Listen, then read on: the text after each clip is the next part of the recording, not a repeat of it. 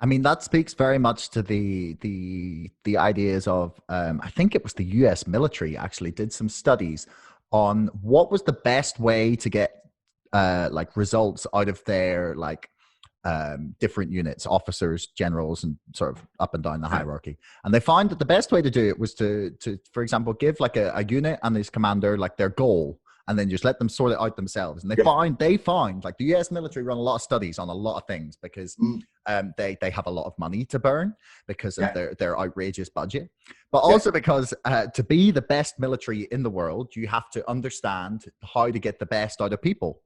And they did some really expansive and comprehensive studies on how to get the most out of even the lowest smallest cogs in their system, and it mm, was to give them as much autonomy as possible in achieving the goal that had already been set for them. So you mm, set them the goal and you say, this is what we want, and mm, then they allowed their officers or soldiers to figure out the best way to do it, and they put enough trust in their in the people who are actually carrying out the task mm. to figure out the best way in which to do it, so that they were like decentralizing control of it. And Yeah. honestly, I think that's something that's really is really Well, coming to me at the minute, like like the big overarching structure versus like what people can do on like a really local level. Because I used mm, to believe that like the best solution for climate change was like a big huge government program.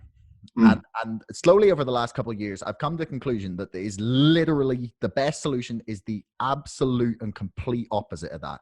It mm, is to get people at an individual level mm, to sort themselves out and say, mm, look, guys, here's some ideas. Here's some things we're mm, going to help you with. Like we're going to like make it easier for you to put solar mm. panels in, or we're going to make it easier for you to compost or have like a community garden. But like ultimately, like Yeah.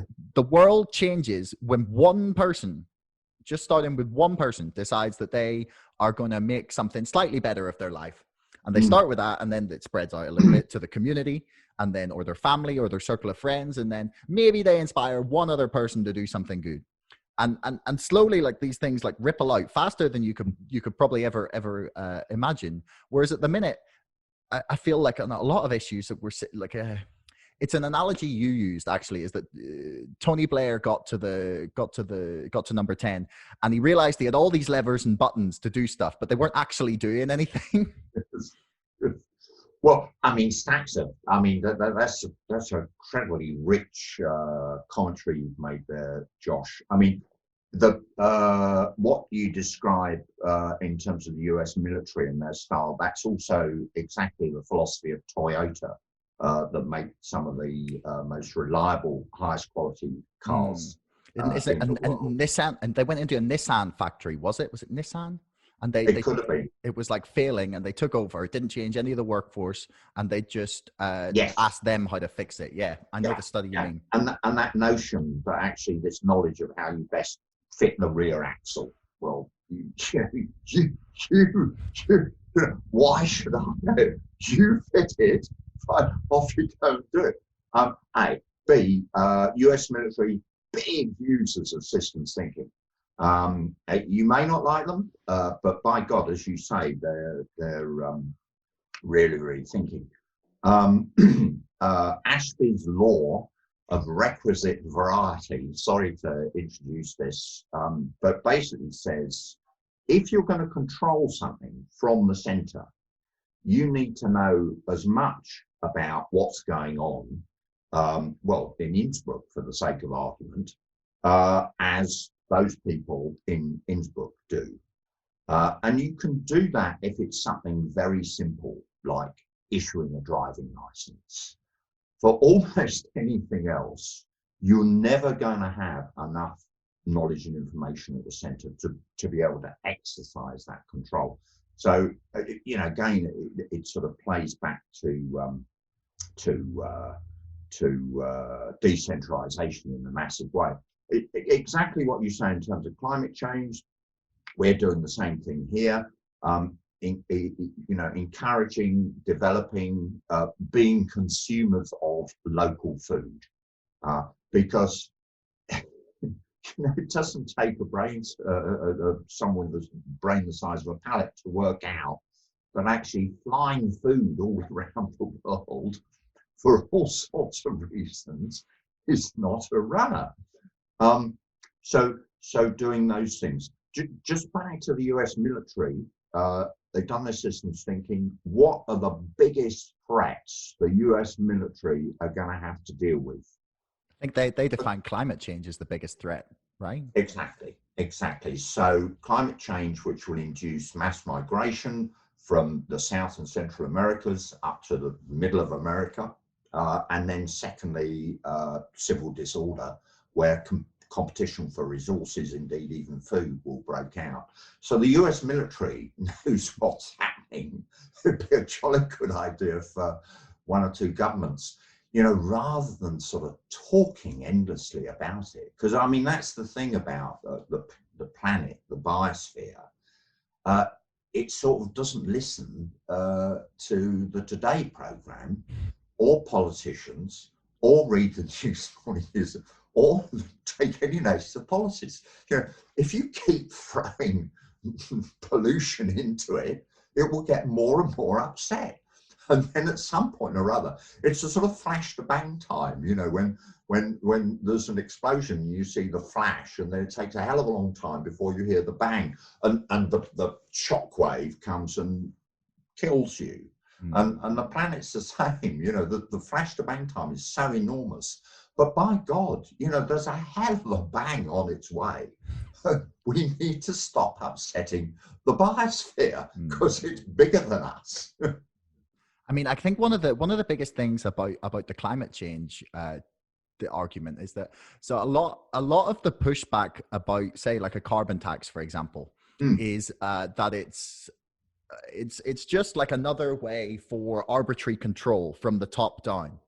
And like the decentralization of a lot of things is for like if Boris Johnson really wanted to be the libertarian that he claims to have been, that we've seen a lot in his speeches, especially against Brexit, to be that champion of the people, just like, you've got a green industrial revolution you've launched, you're saying that you want Britain to be ahead of everyone.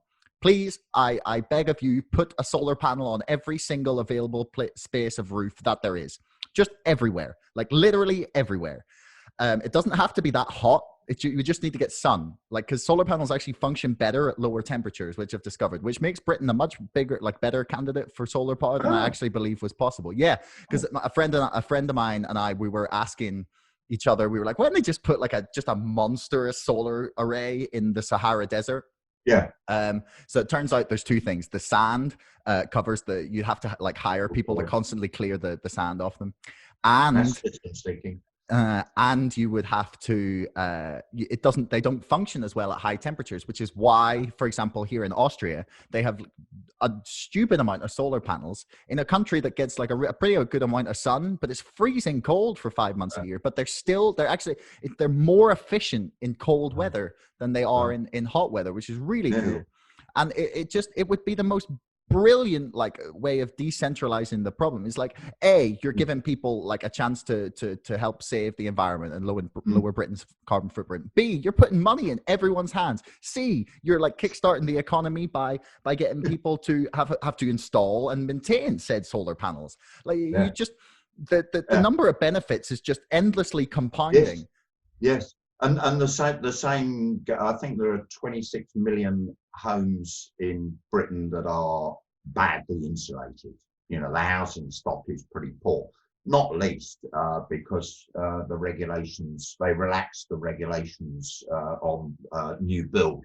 There are so many simple things to be done.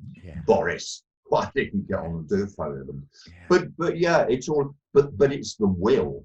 And I do think we have exhibited a sort of collective incapacity to face up to this apocalypse, which actually is coming down.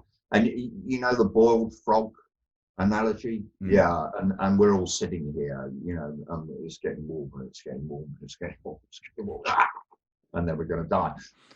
And sort of translating that into the will in Schopenhauer's terms, that okay, we are going to do something now, and we're all going to get on with it.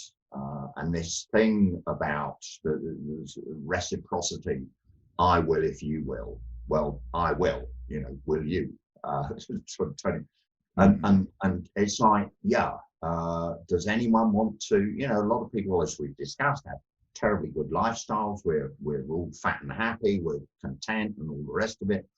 A lot of people don't, but a lot of people in the powerful rich countries producing the most pollution are. Well, yeah, but are you just trying to put off the rainy day, put it off, well, just sort of carry on, a bit more air conditioning, so on and so forth? Or are we going to go, look, actually, if we start to get on top of this, if we make a collective decision that, yes, we're going to change our ways of living, which I mean, is going to happen. Doesn't matter. There's an awful lot of people in the world whose ways of living have been changed by climate change already. Just ask anyone from a bushfire to a famine. It's going to happen. So why don't we get on top of it and if you like, take back control rather than oh God, it's all awful. I can't do anything. Well, then we get motivated. It's going to be shit, but let's get on and let's get cracking, as you say. And there are so many things. Okay, what, why, how? If I could chuck that in, so we know what to do. You have just produced one thing there, but the whole string of other things. We know what to do. We know why we've got to do it, because basically, well, the end game is we're all dead. So yeah, let's get on and do it. But the how. So how do you get a major oil company off its addiction to producing oil? Not by shouting at them, but by working with them and saying, okay, what can we do? Now, in order to do that, you've got to have the systems of governing that mean, rather than, oh yeah, we roll over when Shell come through the door and do whatever they want to do, and our policies are this. Well, actually, no, we've got a system of governing constitutions which means we do this. I mean, I think carbon taxes, in the sense that they put a price on the pollution of the planet, the biosphere, nature, or whatever you want to call it, and shifting the economics, is terribly important. Carbon taxes have a role, I think, but as you say, if you just do that in isolation, it's not there. If I can just have a pop, I'm not sure I've had a pop at too many people today. Conventional economists, it's important to remember that conventional economists treat the environment as an externality. In other words, in all of their calculations, it doesn't count. You can pollute it and extract from it as much as you want. And you go, oh, that strikes me as a pretty bad idea. We can't go on like that. But actually, if conventional economics had not treated the environment as an externality for the lifetime of its existence, we wouldn't be in the mess we are. And I do have a forecast, which is in the International Court of Crimes Against Humanity. All conventional economists will be arraigned within fairly short order.